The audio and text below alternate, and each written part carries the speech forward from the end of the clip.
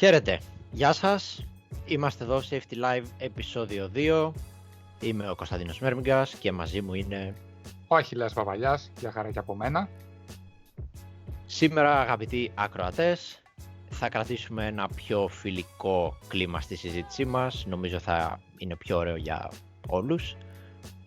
Και θα συζητήσουμε για τις απαιτούμενες γνώσεις και τα προσόντα που πρέπει να έχει κάποιος για να ασχοληθεί με την υγιεινή και ασφάλεια της εργασίας στην Ελλάδα. Πολύ σωστά, αποφασίσαμε να κρατάμε έτσι λίγο πιο χαλαρό το κλίμα, να είναι περισσότερο τα podcast σαν μια συζήτηση μεταξύ φίλων και επαγγελματιών του χώρου, παρά να προσπαθούμε να αναλύουμε με λεπτομέρεια τα πάντα.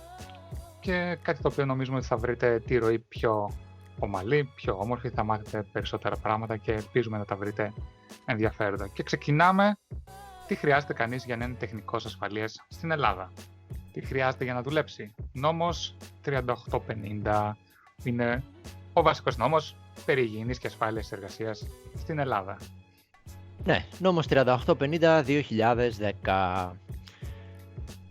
Άρθρο 13.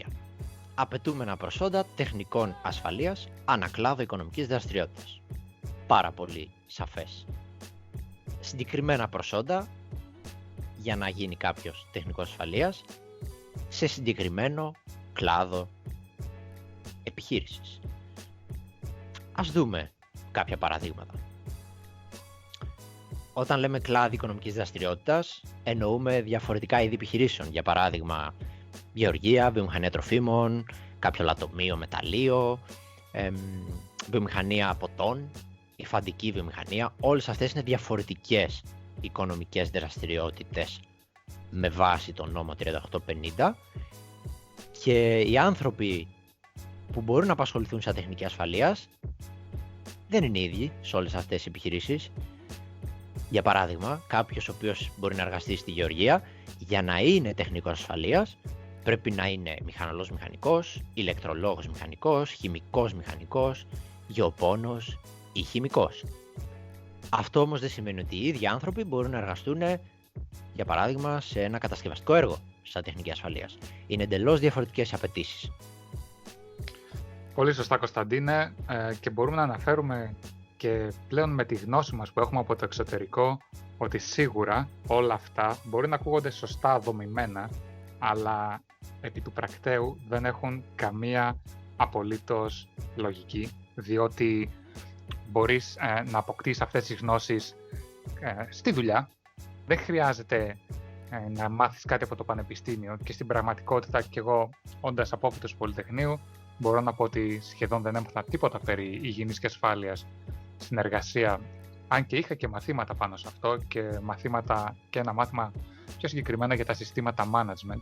Παρ' όλα αυτά μπορώ να πω ότι δεν θυμάμαι απολύτως τίποτα, διότι δεν έδωσα την ανάλογη βαρύτητα και φυσικά αποφυτώντας από το τμήμα δεν μπορώ να πω ότι σε καμία περίπτωση είχα την οποιαδήποτε γνώση για να μπορέσω να εργαστώ σαν τεχνικός ασφαλείας στο αντίστοιχο κομμάτι που μπορεί να εργαστεί ένας μηχανικός περιβάλλοντος. Βέβαια, εκτός αυτού, να πούμε ότι για να εργαστείς κιόλας από Πολυτεχνείο θα πρέπει να είσαι υποχρεωτικά εγγεγραμμένος στο ΤΣΜΕΔΕ, που σημαίνει ότι πρέπει να πληρώνεις φόρους, ακόμα και αν δεν εργάζεσαι, ακόμα και αν έχεις μηδενικό εισόδημα, κάτι που κάνει επίσης την δουλειά του τεχνικού ασφαλείας ακόμα πιο περίπλοκη.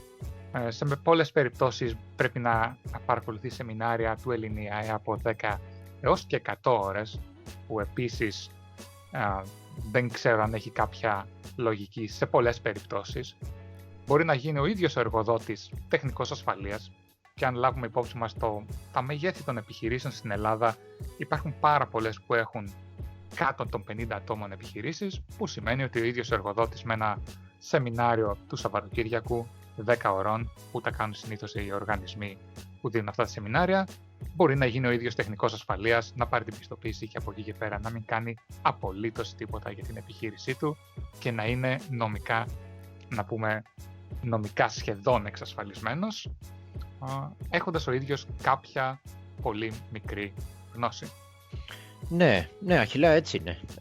Ακόμα όμως και στην περίπτωση που είσαι μηχανικός, κάτι που θα πρέπει να αναφέρουμε, πρέπει, όπως είπες και εσύ, να πληρώνεις εισφορές στο τεχνικό επιμελητήριο. Δεν αρκεί μόνο αυτό. Θα πρέπει να είσαι ήδη γραμμένος στο τεχνικό επιμελητήριο για 2 χρόνια στην περίπτωση που είσαι απόφυτος ΑΕ ή για 5 χρόνια στην περίπτωση που είσαι απόφυτος ΤΕΙ, προκειμένου να πάρεις το δικαίωμα να απασχοληθείς σαν τεχνικός ασφαλείας. Είναι κάτι αρκετά περίεργο και θα περίμενε κανένας ότι με κάποιο μεταπτυχιακό ή με κάποια συγκεκριμένη εξειδίκευση στην υγιεινική ασφάλεια εργασίας θα μπορούσε ο καθένας να ασχοληθεί στον τομέα. Δεν ισχύει αυτό δυστυχώς. Και το λέω και από προσωπική εμπειρία, σαν υγιεινολόγος, είπες ότι και εσύ είχες, Αχιλλέα, κάποια σχετικά μαθήματα. Και εγώ είχα σε 2 εξάμηνα μαθήματα υγιεινής και ασφάλειας εργασίας. Μπορώ να πω ότι είμαι πολύ ικανοποιημένος από το επίπεδο των μαθημάτων, τουλάχιστον στη δικιά μου την περίπτωση. Έμαθα πολλά πράγματα, τα οποία μου φάνηκαν χρήσιμα και εδώ στην Αγγλία και τα συνάντησα και στο μεταπτυχιακό. Παρ' όλα αυτά πάλι δεν ήμουν καλυμμένος νομικά και δεν ήμουν νομικά κατοχυρωμένος για να μπορέσω να εργαστώ με βάση τον νόμο 3850 σε κάποια επιχείρηση. Έπρεπε να ήμουν μηχανικός συγκεκριμένης σχολής. Δεν αρκεί ούτε ένα μεταπτυχιακό, ούτε κάποιο έξτρα σεμινάριο από το ΛΙΝΙΑΕ. Πολύ σωστά, συμφωνώ. Το είχα ξεχάσει κι εγώ ίδιος αυτό για τα 2 έτη και πραγματικά είναι κάτι το οποίο το συνάντησα κι εγώ και θα δώσω τώρα ένα παράδειγμα προσωπικό. Καθώς όταν τελείωσα το μεταπτυχιακό στην υγιεινική ασφάλεια στην Αγγλία και επέστρεψα στην Ελλάδα για να προσπαθήσω να βρω μια θέση εργασίας ως τεχνικός ασφαλείας, είχα δώσει μια συνέντευξη στην Coca-Cola. Εν τω μεταξύ, είχα στείλει το μεταπτυχιακό μου στο DATAP για να το κάνει μετάφραση και να μου δώσει το χαρτί και πήρε αυτή η διαδικασία 9 μήνες. Ήταν απλά ένα χαρτί το οποίο έγραφε ότι πήρα το μεταπτυχιακό και ότι δεν μπορείς να κάνεις τίποτα με αυτό το μεταπτυχιακό. Έδωσα συνέντευξη στην Coca-Cola και τότε μου είχαν πει ότι ήμουν ο καλύτερος υποψήφιος που είχαν, γιατί δεν υπήρχε κανένας άλλος που είχε το συγκεκριμένο μεταπτυχιακό και ήθελαν να με προσλάβουν, αλλά κολλούσαν στο νόμιμο της υπογραφής ότι για τη συγκεκριμένη βιομηχανία δεν μπορούσα να βάλω υπογραφή σαν τεχνικός ασφαλείας. Έπρεπε να περιμένω 2 χρόνια εγγεγραμμένος στο ΤΣΜΕΔ χωρίς να έχω εισόδημα. Έπρεπε να κάνω κατά το ΛΙΝΙΑΕ ένα σεμινάριο 100 ωρών. Κάτι που είπα ότι ήταν και χάσιμο χρόνου και χρημάτων. Οπότε αποφάσισα πολύ γρήγορα να αποφύγω όλη αυτή τη διαδικασία και να επιστρέψω στην Αγγλία και να εργαστώ εκεί. Ναι, και μιλάμε και για κάποιον ο οποίος έχει συγκεκριμένη εξειδίκευση και μεταπτυχιακό στην υγιεινική ασφάλεια εργασίας. Δεν είναι κάποιο τυχαίο πτυχίο αυτό που έχεις κάνει και εσύ και εγώ, Αχιλλέα. Παρ' όλα αυτά υπάρχει ένα συγκεκριμένο μεταπτυχιακό πρόγραμμα σπουδών στο Δημοκρίτιο Πανεπιστήμιο Θράκης στην Αλεξανδρούπολη με εξειδίκευση στην υγιεινική ασφάλεια εργασίας. Αυτό έχει αρκετά ενδιαφέρον, γιατί εάν δει κανένας την σχετική προκήρυξη, κάνει δεκτούς πτυχιούχους από τμήματα πολλών διαφορετικών αντικειμένων, όπως ιατρικής, κτηνιατρικής, νοσηλευτικής, χημείας, τεφά, νομικής κλπ. Μιλάμε για πληθώρα διαφορετικών τμήματων τα οποία δέχεται το μεταπτυχιακό πρόγραμμα σπουδών. Θεωρούσα, με βάση τη δικιά μου προσωπική εμπειρία, πριν αποφασίσω να φύγω από την Ελλάδα και να έρθω εδώ στην Αγγλία, ότι πιθανό να ήταν μια λύση για να εξειδικευτώ και δυστυχώς λόγω του ότι δεν μπορούσα να εργαστώ στον τομέα βάση του νόμου 3850, γιατί δεν ήμουν μηχανικός συγκεκριμένης ειδικότητας, πιθανό να ήταν μια λύση να κάνω αυτό το συγκεκριμένο μεταπτυχιακό. Δυστυχώς δεν ήταν έτσι η κατάσταση, γιατί ακόμα και αν το έκανα, πάλι δεν θα μπορούσα να εργαστώ με βάση τον 3850 σαν τεχνικό ασφαλείας. Ο νόμος είναι ξεκάθαρος και ζητάει προπτυχιακό, όχι μεταπτυχιακό. Ζητάει συναφές και συγκεκριμένο προπτυχιακό. Πολύ σωστά. Σε γενικές γραμμές, λοιπόν, μπορούμε να πούμε ότι η νομοθεσία θέλει πολλή δουλειά.